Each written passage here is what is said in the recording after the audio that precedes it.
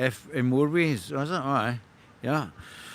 Well, hello, my baby gorillas, and I thought I'd go live and give you an opportunity to have a chat with me. Let's just check the chat is working. I will be able to do this as long as I can hold this. I have lost my tripod and do not have a tripod at present. So I will hold this as long as I can until my arm falls off, or until at least I get bored and want a beer. So I thought, hello my baby gorillas again, in case I didn't say it. So let me just try and gather my thoughts about what's happening here and what is going to happen. Apologise if you're not liking the shaky cam. I'll get a new tripod and mount, and we won't have this problem again. So after Caerphilly, I think I've just talked in a couple of shorts there about Caerphilly, but I don't think people will understand the significance of Caerphilly, what Caerphilly is going to or what it is representing. Now, people can dismiss it as a by-election, and as such, as a by-election, there is no major significance of it. The possibility of the votes going back to the main parties at a general election, going back at a general election, and I don't think that that's likely to happen. I don't think that with the polling the way it is, that there is a likelihood of the parties, the two main parties, getting back their vote. And I think this is not just going to go, I like the top, they've got a top fan here, be the first on the leaderboard by showing support, try sending a live chat or a super chat. Oh, I like that, that's good. So I don't know if they're going to take it seriously that they're both have collapsed in the polls. They're in extinction territory on a polling basis. The only numbers that they're going to get that's going to be relative is going to be over, I think, 14, and then it's dead man's territory. It's not even just from the point of view that they'll lose all their MSPs. They're going to lose in Wales, which we've already seen for Caerphilly, that they're already losing in Wales. So we're already seeing that actually playing out. We've already seen that the Conservatives were down to something like 0.2%. There is no possibility at this present moment, and we're talking about 2 years in the future, that we have got the possibility of both the Conservative Party and the Labour Party going down to single figures. And if they go down to single figures, then they're going to basically, it could be the end of the actual parties, because you need a certain level of finance coming in to sustain these parties. And with them, with Keir Starmer being the devastation of the Labour Party, probably like Theresa May was, Boris Johnson has been, and thing with us, the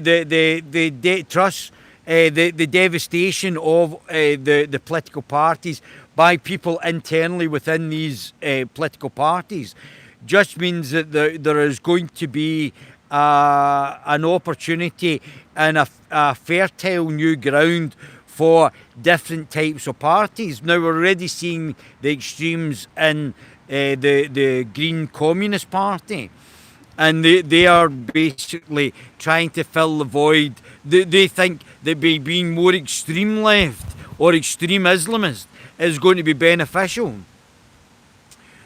That's going to it seemed to have increased their vote to 15 or so percent, equaling what Labour's on just now. So the hard left have now jumped ship to the Islamo-Communist GIMP party, the Greens, who are kidding on their environmentalists, but while at the same time bringing in neo-communist and far-left ideologies through their policy. And we've also got your party with that annoying woman Sultana, or Raisin, or whatever her name is, and Uncle Harold. He wasn't called Harold. What was he called? What was Steptoe called? I can't remember off the top of my head. But we've got the Your Party, or Jezbollah, or Steptoe and Sons, as I like to call them, are potentially going to happen with the other Islamists. So we've got two parties of the left and the Islamists going at each other. So we've got two parties of the extreme left. We've got the Doughball, the idiot from Islington, and the Islamists, and then we've got another Doughball and the other Islamists in the Green Party. I mean, you couldn't actually write it. These two extreme authoritarian, I don't think Islam's far left, but it was very interesting that the Islamists at the protest today in London were complaining about UKIP, and they were preventing the UKIP march, which is a disgrace to democracy. They shouldn't be allowed to do that. The police, again, are very weak in the fact that they're not arresting people that are preventing the march. It's we can see who the real fascists are. Let's put it that way. The obviousness of who is the actual extremists is beyond a doubt. The true Nazis, who are the true Jew haters here, and we can see it's from the far left and the Islamists. They're the new Nazis, while they're calling other people extremists. I mean, you couldn't write it. It's absolutely disgraceful. So, and we've had this going on in this country for a number of weeks, months, years now, from what's actually happened over in Israel, which has really got nothing to do with us, apart from the fact that some of the people that are supplying Israel with arms. But I mean, it's nothing. It should have nothing to do with us. But I don't know why you'd be trying to back Islamo-fascists who believe in theocratic totalitarianism or fascism, if you're into being supportive of gay people and being supportive of other minorities. Islam has never been a supporter of minorities, whether it be religious, ethnic, or anything else, or socialists. So the stupid socialists have facilitated the taking over of power in this country, both by the globalists and also their lackeys, which is the far left and the Islamists, which are being put into positions of power. I mean, I don't know how stupid people have to be and don't actually understand what's actually happening. This is a real problem. And I don't think people are paying attention enough to the problem that's actually arising. And there's a problem for Nigel.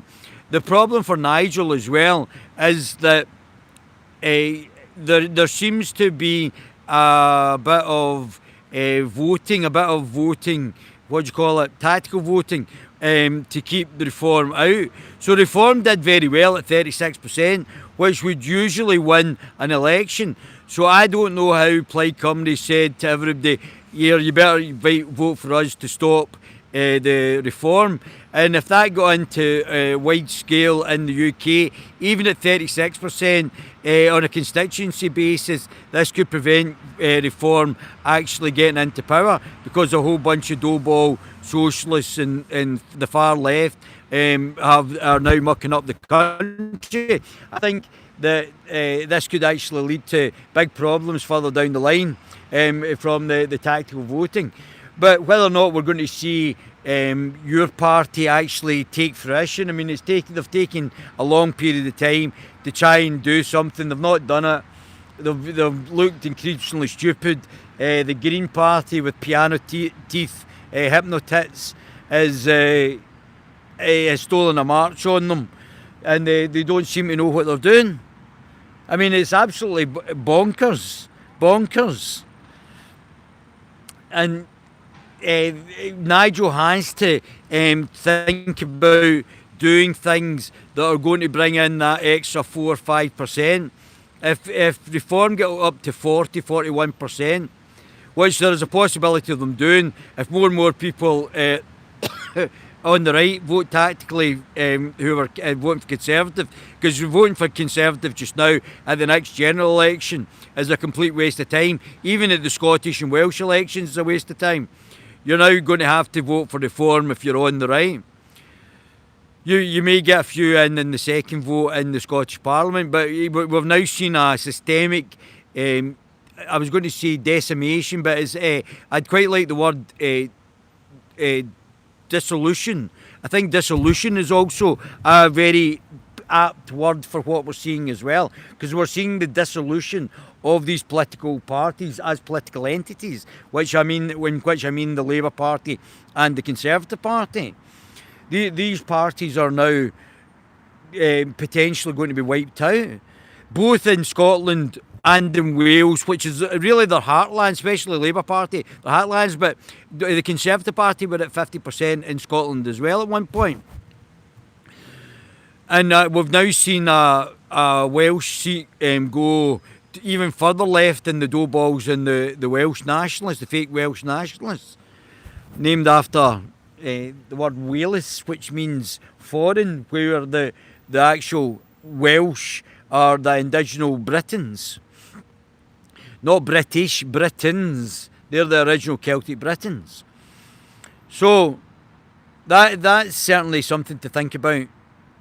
But the dissolution of these political entities, whether it be the Labour Party or the Conservative Party, it means that the change that's going to come in British politics, the advance of other parties, alternative parties, that some are here just now. We're already seeing Labour and the Greens neck and neck in the polls, from Piano Teeth and the Islamofascist. We're already seeing the changes with Reform, who are leading all the polls, but maybe weak in a constituency by constituency base, depending on tactical voting. And how do you get their share of the vote over 40%?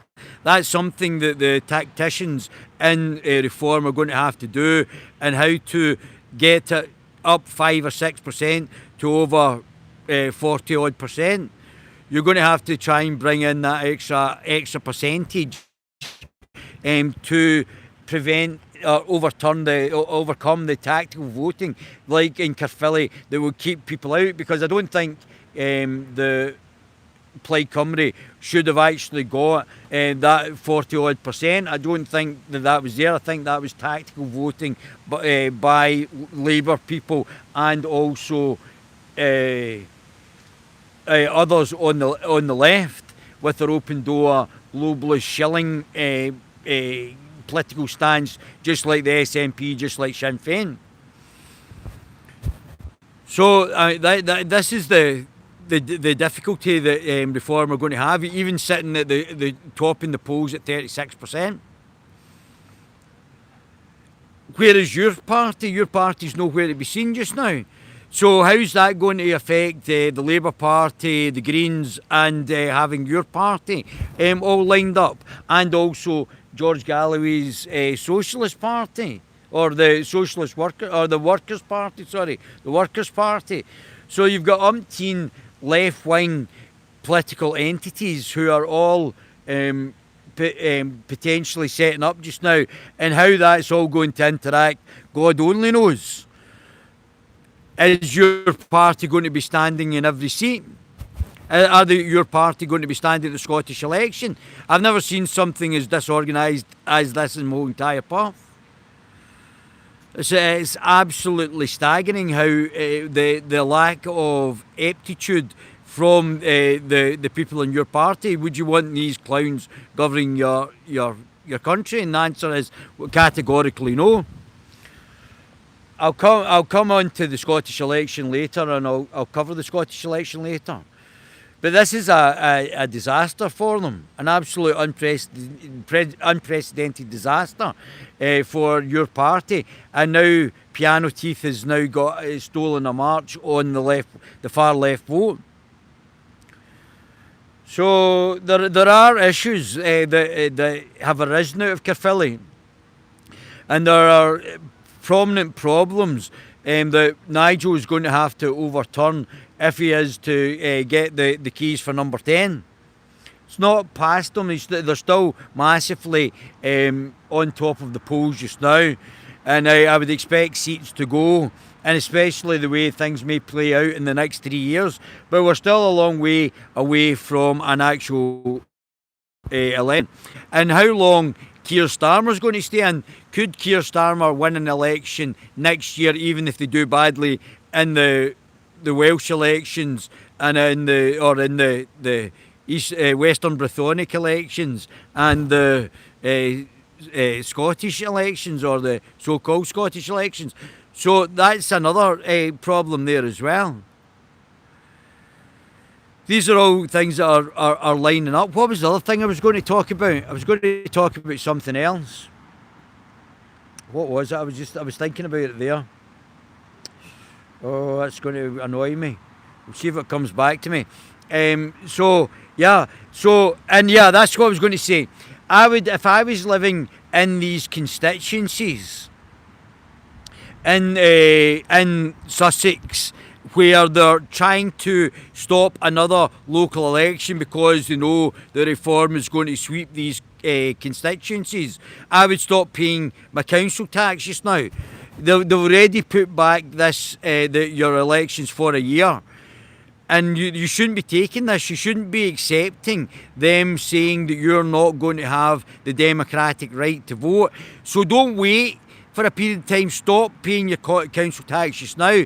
Now, what this is going to do is it's going to affect your social services. So I would suggest that you put the money aside as if you had paid it, but don't pay it.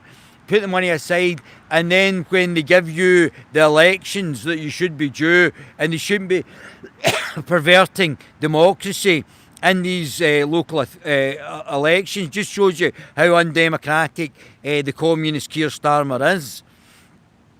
Then you should pay the money that you should have paid back, so that it's not long-term affecting your services. But you should definitely not pay your council tax today, as of today, and collect it and then pay it at a later date, so it doesn't have long-term effects on the quality of service that the council provide after they confirm that you're definitely going to get your democratic right and your right to vote for the council of your choosing in Sussex and down in the home counties.